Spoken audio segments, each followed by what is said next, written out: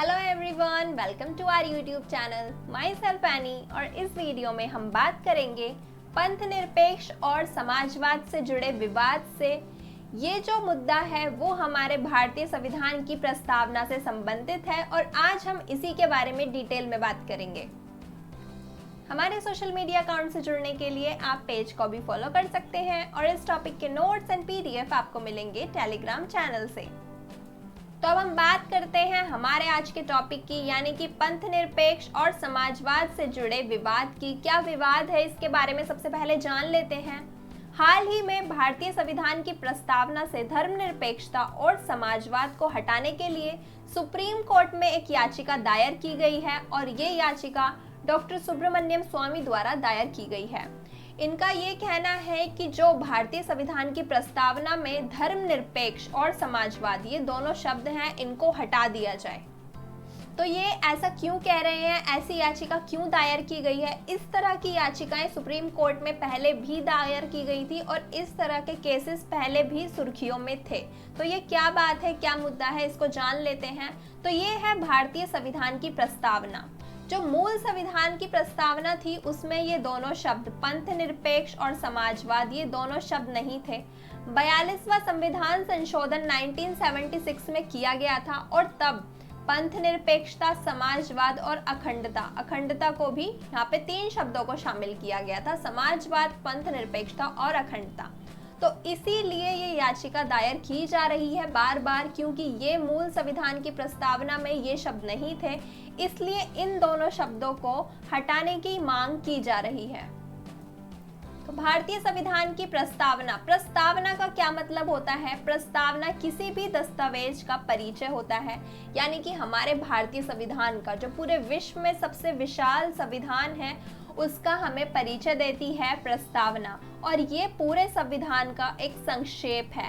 पूरे संविधान को अगर संक्षेप में जानना हो तो आप संविधान की प्रस्तावना उद्देशिका को पढ़कर समझ सकते हैं और इसी को भारतीय संविधान की आत्मा भी कहा जाता है। तो जो हमारे भारतीय संविधान की प्रस्तावना है उसको हम क्या कहते हैं? भारतीय संविधान की आत्मा कहते हैं, भारतीय संविधान का परिचय कहते हैं और हमारे संविधान का संक्षेप रूप कहते हैं। अब हम उन दोनों शब्दों के बारे में जानेंगे जिनको प्रस्तावना से हटाने की बात की जा रही है। सबसे पहले हम बात करेंगे पंथ निरपेक्षता की, कि पंथ निरपेक्षता का मतलब क्या है। हम कहते हैं हमारा राज्य पंथ निरपेक्ष राज्य है। इस बात का क्या मतलब है कि राज्य का कोई धर्म नहीं होता। हमारे देश का, हमारे राज्य का, सरकार का कोई धर्म नहीं है। धर्मनिरपेक्ष, पंथ निरपेक्ष राज्य है। इसका क्या मतलब है कि राज्य धार्मिक कार्यों से कोई संबंध नहीं रखेगा। राज्य का धार्मिक कार्यों से कोई संबंध नहीं होगा। सभी लोगों के पास धार्मिक स्वतंत्रता होगी, क्योंकि भारत में बहुत से धर्मों के लोग रहते हैं। सभी धर्मों की अलग अलग मान्यताएं हैं। तो इस आधार पर, धर्म के आधार पर किसी के भी साथ भेदभाव नहीं किया जाएगा। सभी को समान रूप से देखा जाएगा, चाहे वो किसी भी धर्म का हो। और राज्य लोगों के धार्मिक मामलों में हस्तक्षेप नहीं करेगा, और हस्तक्षेप तब तक नहीं करेगा तब तक कि वो किसी अपराध से जुड़े ना हो। जब धार्मिक कार्य अपराध से जुड़ने लगते हैं वहां पर राज्य अपना हस्तक्षेप करता है।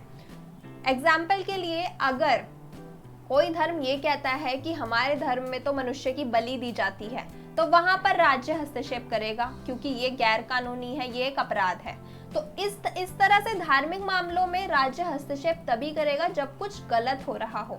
वैसे राज्य धार्मिक मामलों से दूर रहेगा और सभी नागरिकों को धार्मिक स्वतंत्रता होगी। धर्म के आधार पर किसी के भी साथ भेदभाव नहीं किया जाएगा। तो ये बात है धर्मनिरपेक्षता की। अब हम बात करते हैं समाजवाद की, कि समाजवाद जो ये शब्द है इसका क्या अर्थ है। तो समाजवाद का मतलब है निजी संपत्ति का अंत। समाजवाद में क्या होता है? सभी उद्योगों का राष्ट्रीयकरण होता है। यहाँ पे सरकार की जो भूमिका होती है वो बढ़ जाती है। किसी के भी पास निजी संपत्ति नहीं होती। सभी को समान कार्य के लिए समान वेतन दिया जाता है। कुछ भी प्राइवेटाइजेशन नहीं होता। सारी चीजें सरकार के नियंत्रण में होती हैं। और इससे क्या होता है? आर्थिक उदारीकरण, विदेशी पूंजी निवेश, जो हम निजीकरण की बात करते हैं, जो हम बिजनेसेस की बात करते हैं, निजी उद्योगों की बात करते हैं, इनको खतरा होता है क्योंकि सारी चीजें होती हैं सरकार के हाथ में। तो ये बात होती है समाजवाद की। तो संविधान की प्रस्तावना में ये शब्द न्याय के लिए जोड़ा गया था, आर्थिक न्याय के लिए। आर्थिक न्याय के लिए कैसे? पहले क्या होता था कि अगर कोई कार्य कोई पुरुष करता है तो उसको सपोज 100 रुपए दिए जा रहे हैं, लेकिन अगर वही काम कोई महिला करेगी तो उसको सिर्फ 50 रुपए या 80 रुपए ही दिए जाएंगे, क्योंकि ऐसा माना जाता था कि स्त्रियों की कार्य क्षमता कम होती है। लेकिन ये बात बिल्कुल गलत है।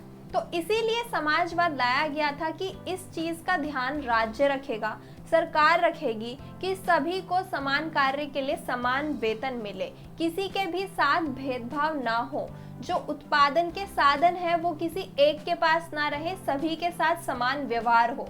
तो इसलिए यहाँ पे समाजवाद लाया गया था। लेकिन समाजवाद का जो मतलब है वो ये भी है कि निजी संपत्ति का इसमें अंत होता है, उद्योगों का राष्ट्रीयकरण होता है, तो ये भी इसका मतलब है। और इससे उदारीकरण, निजीकरण, पूंजी निवेश, इन सभी को खतरा है। इन सभी को खतरा क्यों है? क्योंकि अगर हमारा देश पूरी तरीके से समाजवाद को अपनाए, जैसा कि हमारी प्रस्तावना में लिखा गया है कि समाजवादी विचारधारा को अपनाया जाए, फिर तो यहाँ पे जितने भी निजी उद्योग हैं, जो पूंजी निवेश है, जो आर्थिक उदारीकरण है, उसकी समाप्ति हो जाएगी, सभी कुछ सरकार के हाथ में चला जाएगा। लेकिन हमारे देश में ऐसा नहीं है। हमारे देश में मिश्रित अर्थव्यवस्था है, यानी कि पूंजीवाद भी है, यहाँ पर बिजनेसेस भी होते हैं, निजी उद्योग भी होते हैं, निजी संपत्ति भी होती है, और इसी के साथ सरकार का भी बहुत महत्वपूर्ण रोल हमें देखने को मिलता है। बहुत सी चीज़ों का राष्ट्रीयकरण है। तो ऐसा नहीं है कि हमारे देश में सिर्फ समाजवाद है या फिर सिर्फ पूंजीवाद है। हमारे देश में मिश्रित अर्थव्यवस्था को अपनाया गया है। अब हम देख लेते हैं भारतीय संविधान की प्रस्तावना में, क्योंकि भारतीय संविधान की प्रस्तावना में ये मूल संविधान में शब्द नहीं थे, इनको तो एक संशोधन करके 42वां संशोधन किया गया था 1976 में, तब जोड़ा गया। तो इनको जोड़ने से पहले भी तो ये बात कही जा रही है, जो ये याचिका दर्ज करते हैं उनकी तरफ से, कि ये शब्द आने से पहले भी हमारे संविधान में ये शब्द शामिल थे। हमारे मौलिक अधिकारों में कहा गया है कि आपको धार्मिक स्वतंत्रता है। अनुच्छेद 25 से 28 में धार्मिक स्वतंत्रता की बात की गई है कि कोई भी व्यक्ति किसी भी धर्म को अपना सकता है, राज्य धार्मिक आधार पर किसी के भी साथ भेदभाव नहीं करेगा। तो फिर संविधान की प्रस्तावना में ये धर्मनिरपेक्ष शब्द क्यों जोड़ा गया? तो उनकी तरफ से ये बात रखी गई है, जब हमारे संविधान में पहले से ही ये शब्द शामिल है तो संविधान की प्रस्तावना के साथ छेड़छाड़ क्यों की गई? अगली बात ये है कि जो हमारे भारतीय संविधान की प्रस्तावना में शब्द जोड़ा गया समाजवाद, उसको लाने का उद्देश्य था आर्थिक न्याय, लेकिन उसकी बात तो नीति निर्देशक तत्वों में पहले से ही की गई है। अनुच्छेद 39 के अनुसार ये कहा गया है कि राज्य ये सुनिश्चित करेगा कि उत्पादन के साधनों का संकेंद्रण ना हो, यानी कि उत्पादन के साधन सिर्फ एक ही संस्थान या एक ही व्यक्ति या एक ही कंपनी के पास ना रहे, सभी को उत्पादन के साधनों पर समान अधिकार हो। ये कार्य है राज्य का, कि राज्य ऐसा सुनिश्चित करेगा, राज्य ऐसी नीतियां बनाएगा, ऐसी योजनाएं बनाएगा कि सभी को उत्पादन के साधनों पर समान अधिकार रहे, किसी एक के पास उत्पादन के साधन ना रहे। अनुच्छेद 42 और 43 में कहा गया है कि राज्य कर्मचारियों को निर्वाह मजदूरी, मनोचित दशाएं, अवकाश, शिष्ट जीवन स्तर सुनिश्चित करने का प्रयास करेगा, यानी कि ये राज्य की जिम्मेदारी होगी कि वो कर्मचारियों की जो दशा है उनमें सुधार करने का, उनके अधिकारों की रक्षा करने का प्रयास करेगा। तो जो बातें समाजवाद में कही गई थी कि आर्थिक न्याय लाया जाएगा, समान कार्य के लिए समान वेतन मिलेगा, जो कर्मचारी हैं उनकी दशाओं में सुधार आएगा, उत्पादन के साधनों का सभी पर अधिकार होगा, तो वही बातें तो नीति निर्देशक तत्वों में लिखी गई हैं।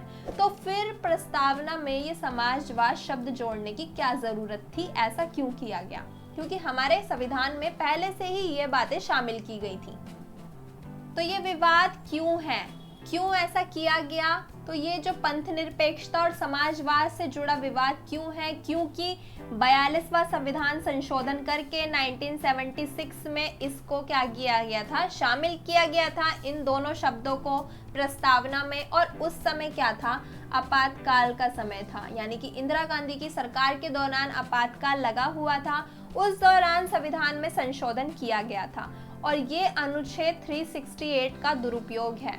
अनुच्छेद 368 हमें क्या बताता है? अनुच्छेद 368 संसद को शक्ति देता है संविधान में संशोधन करने की। तो अनुच्छेद 368 के अनुसार संसद के पास ऐसी शक्ति है कि वो संविधान में संशोधन कर सके। लेकिन ये बात है आपातकाल की। आपातकाल में जब पूरी तरीके से राष्ट्रपति शासन लग जाता है तो उस समय ऐसा किया गया था। तो ये जो है अनुच्छेद 368 का दुरुपयोग है।